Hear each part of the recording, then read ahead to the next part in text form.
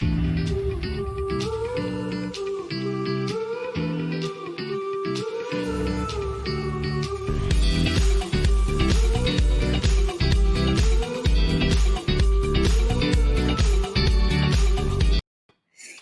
guys, welcome back to another show. And you might be thinking, what is Kendall doing on here? Don't you guys usually do a review show? I am going a little delirious right now because I'm so tired. I realize how lame that sounded, but I just can't help it. So we are doing a preview show for match day 12. Since there was an international break, I figured why not just sneak a match day preview in there, and then we'll be back with our normal match day game week reviews as usual on Monday nights. But Ken, thanks so much for joining me on this Wednesday evening. No, thank you again for having me as always. Yeah, everyone will be like, oh, I thought you did reviews, but we will be back doing a review, I'm sure, on Monday. So yeah, international break, switch it up a little bit, do a little preview. I'm so glad club football's coming back. I never honestly thought I would say that, because normally international break happens and I'm like, yes, please give me a break from this torture. And so I'm so glad that club football's back. Obviously, Eddie Howe's first game in charge. And I genuinely don't think that Newcastle fans, from my point of view, have been as excited for a game for... I actually can't even probably remember the last time we were this excited. So, yeah, it'll be so good. I'm so excited to go. I really am. So let's start off with that game, Newcastle versus Brentford. It's Eddie Howe's first match in charge, like you mentioned. It's at home at St. James's Park. It's against Brentford, which is a very winnable game. Obviously, they've had a pretty strong start to the season, but I think that these are the types of games that Newcastle are going to be looking to win, and definitely very doable, especially under the management of Eddie Howe. They've had the international break to prepare for this match. So how are you feeling? What are their chances of winning this game? I think if Brentford hadn't have been on the decline that they have lately, then I would be a little bit more worried. I still am worried. I have not seen anything from us this season so far that warrants me not to be worried or to be confident. I'm not, but I think it is a winnable game. It's not like an impossibility to win, especially as I've said, their form is declining at the moment. So it's at home, that it's a manager's first game. So I'm hoping the atmosphere will help out a little bit, because as anyone knows, when St. James's Park is in full voice, it really genuinely is the 12th man. But obviously when things don't go right, it's the worst place ever to be, honestly. So yeah, hopefully, as far as I know, pretty much everybody's fit, which is good news and quite unusual. So yeah, we'll see what happens. Obviously Ivan Toney will be coming back to Newcastle, where he was originally, before Rafa Benitez let him go. So it's always nailed on that people come back and score against us. Always. So I'm really just hoping that it's not him. It's not him if they're going to score. It's always written in the stars. You just know there's certain things, or when a player hasn't scored in X games and it's a new drought, you're like, yeah, they're obviously going to score against my team. That's just the way that it goes. But I really hope that you guys can get your first Premier League win of the season. I was looking at the table. It's not so bad. It's not unfixable, Yeah. but it's you guys currently are sitting in 19th.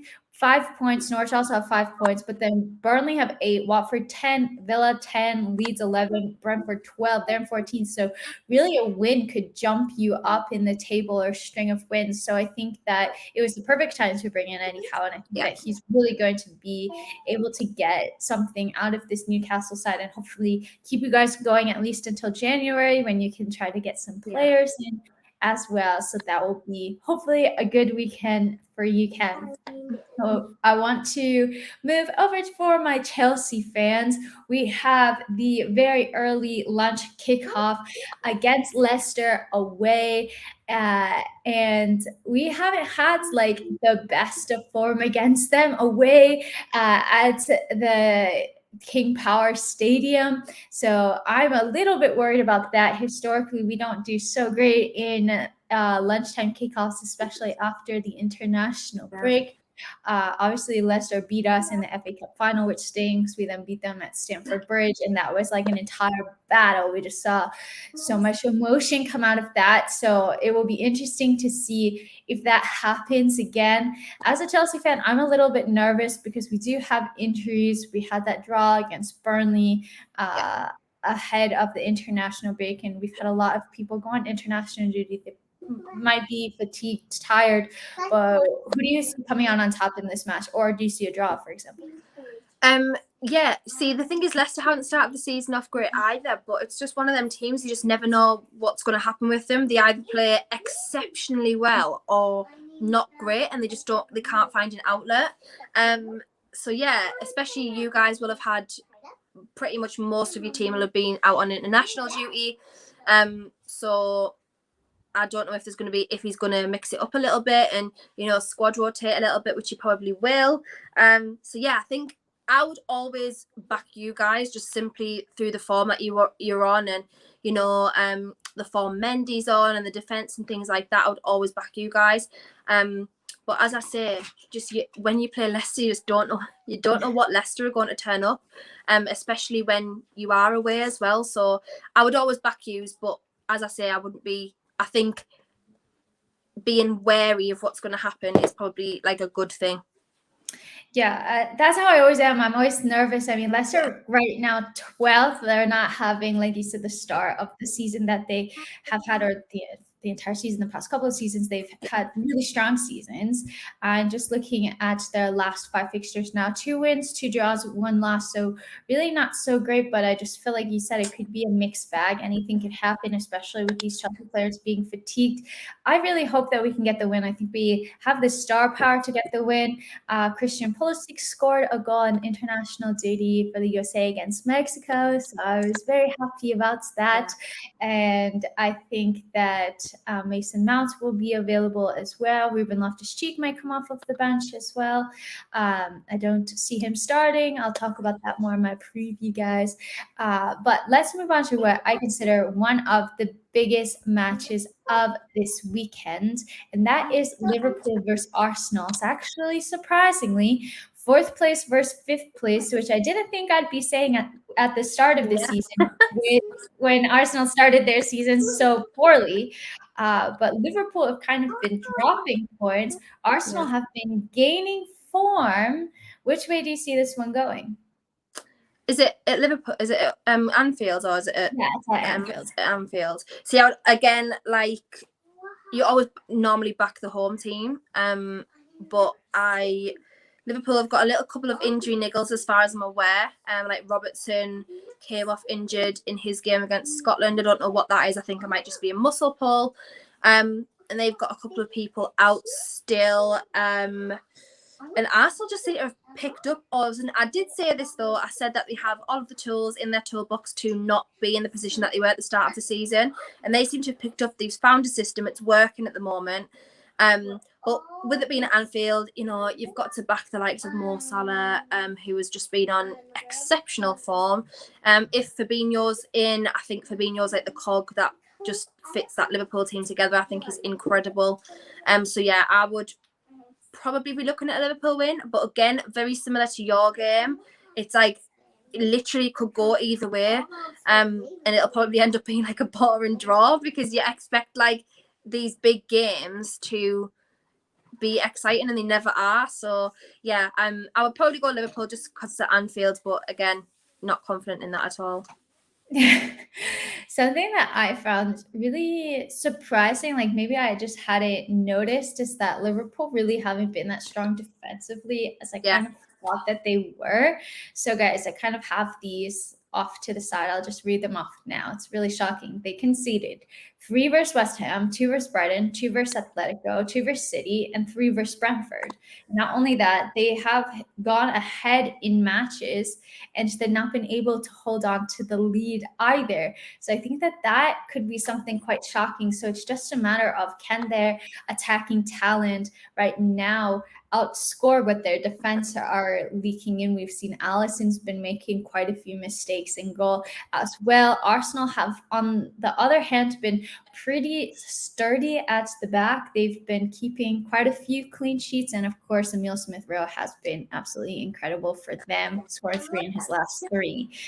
I agree with you though, Ken. I think it's probably going to be a Liverpool win, but we could see it go either way. I actually forgot for score predictions. I didn't ask you for Oh score yeah, I predictions forgot. too.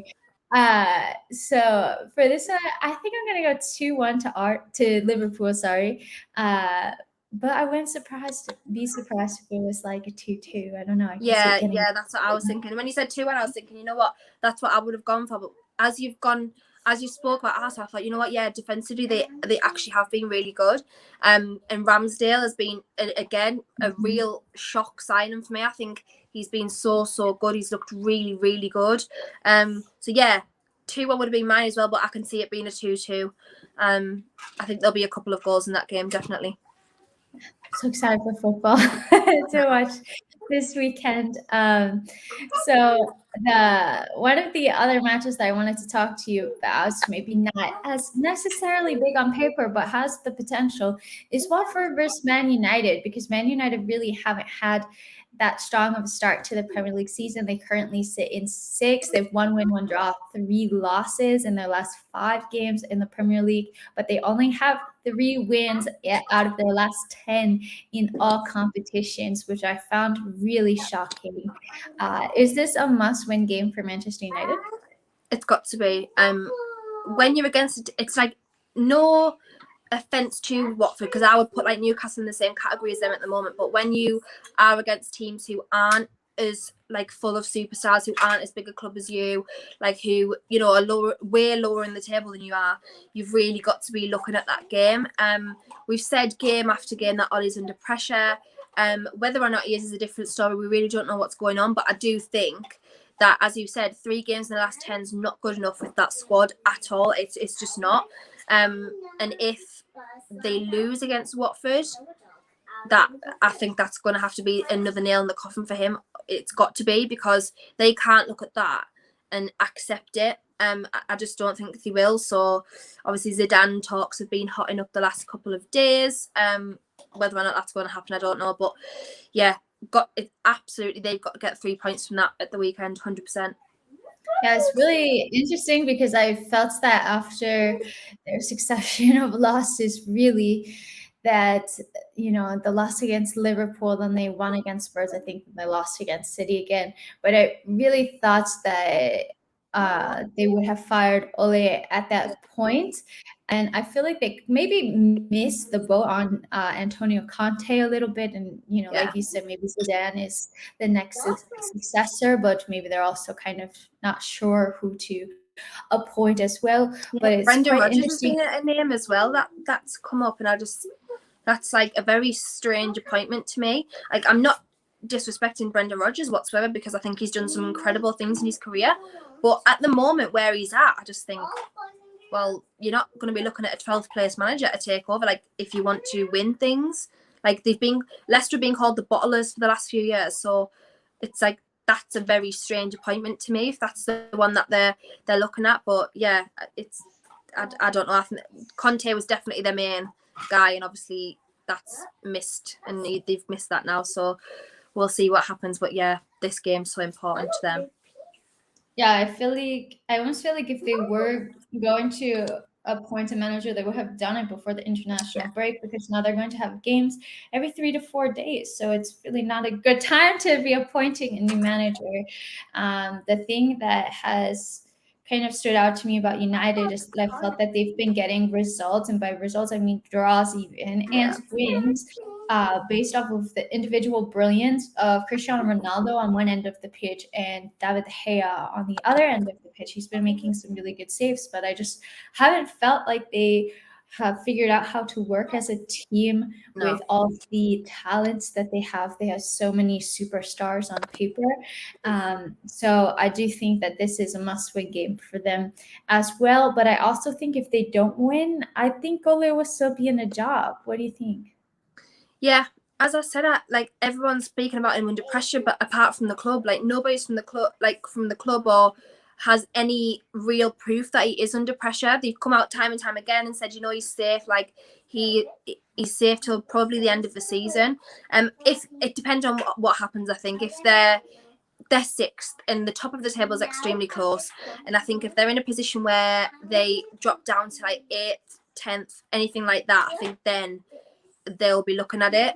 But yeah, I am on board with you. I don't think he's going anywhere anytime soon, because it looks like at the moment they don't know who their next successor is going to be, and they missed out on the guy that they wanted. So yeah, I think he's safe for the moment. Well, if they get battered 5-0 off Watford, then probably not. But I'll be keeping my eye on that game. And so, speaking about successors, really, this is my segue, you guys. Antonio Conte to Spurs. It's his first game in charge at home for Tottenham. They won 3-2 against Betis in the Europa Conference League, and then they drew against Everton. And I think Antonio Conte really saw that he quite has a challenge on his hands.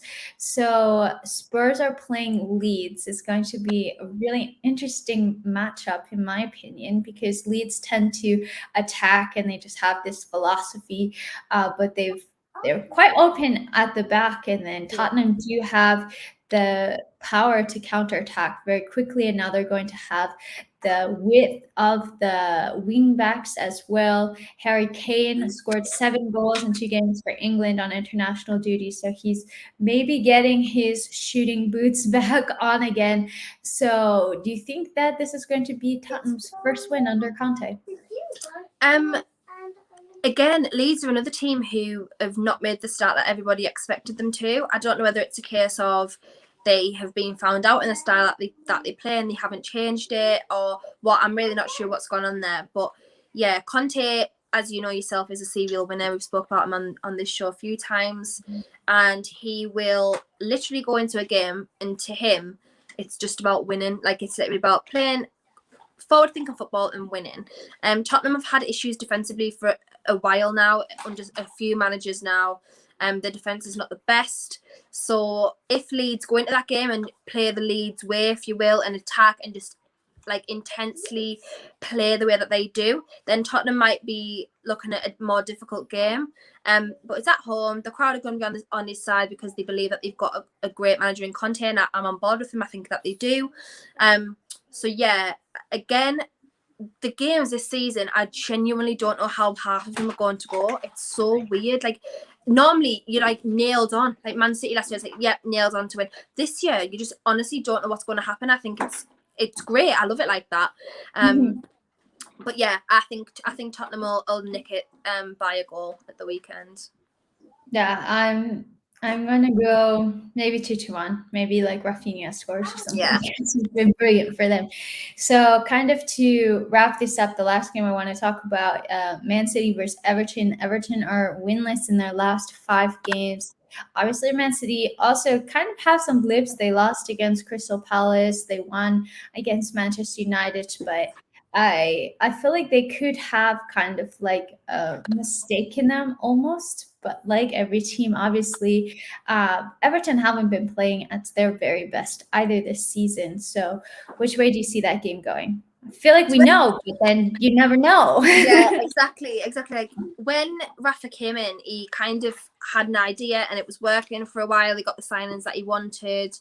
And the last few games, it hasn't gone to plan. They've been scoring goals, but they've been letting goals in, which is really not indicative of how Rafa Benitez normally plays football. He's very defensive, like reliably defensive when he plays football. So for me, I don't know what's going on there. It's a little bit of a strange one. They seem to be, when they miss a few players, then it's kind of their game plan goes to pot.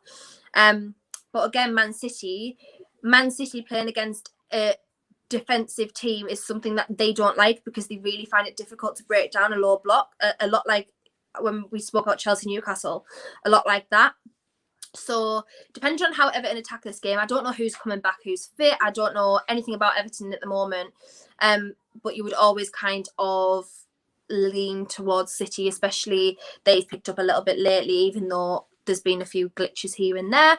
But yeah, I think again it's going to be a couple of goals in the game. I'm going to go 3-2 Man City. Wow. Mad. I don't know what I was thinking, but I wasn't expecting such a high scoring. I just think it's prediction. because Everton, they're so like unpredictable at the moment, and defensively, again, as I said, they have not been great. But then if you look at Man City, they haven't necessarily been scoring loads of goals. That's going to be my like, what's the word, like anomaly result of the weekend. Watch, it'll probably be 0-0 something, but that's just my like anomaly result. I'm just going to go for a wild one, and I think it's just going to be a very difficult game to predict. I love it. I love it. I'm gonna go for a 2-1, but that's a fun game, like trying to predict like a random anomaly result and just going for it. I love that. Like the people that randomly predicted Chelsea 7-0 Norwich. I It's know. like, how did you guess this? People do that. I will never do that. Like I never get one right anyway, and I normally guess quite like conservatively. I'm like, oh yeah, like 1-0. But I never even get it right. How do people guess these things? It's like when they play FPL and like people triple captain like Conor Gallagher and he scores a hat trick. I'm like, why? Why would you do that? Like I don't know how to do that. It's so true. And I was like, he was on my bench that week. Like, damn. I know, it's so annoying. I love and hate FPL at the same time. We have a love-hate relationship. But Ken, thanks so much for joining me, keeping this nice, short, and sweet. Hopefully, we got to most of the games that are the bigger ones this weekend, and I really enjoyed this. So thanks so much for joining, and let everybody know where they can find you. Yeah, everyone, just all my socials are here. My YouTube channel is Kendall Rowan as well. I am trying. I'm going to put trying in asterisks because I say that and it never happens. But I am trying to upload a little bit more consistently on there, watch-alongs and things like that, because I've really like watch-alongs have started to become my new thing. Like I really like doing watch-alongs. And I never thought I would, but yeah, I still like it now. So yeah, just kind of run on everything. Obviously join us on Mondays when we upload the review. I'm going to say the previews on Ellie's channel as well. So if you please subscribe to Ellie's channel, and then you will catch all of her content, our content every Monday. And yeah, just hope I'm coming back on Monday with our first win of the season, because I actually can't believe that we're now 12, 13 games in, and we haven't won yet. I haven't spoke about a Newcastle win on the show yet, so fingers crossed. I know. I really hope so for you as well. I'll be watching that game intensely. So guys, I hope that you enjoyed this little preview video. Like Kendall said, if you did, make sure to like, subscribe to her channel, follow her on socials as well. And yeah, I can't wait to get back to the Premier League this weekend and not have an international break until March. It's going to be fantastic. So guys, hope you have a great rest of your day or night whenever you're watching this. And until next time, I'm out.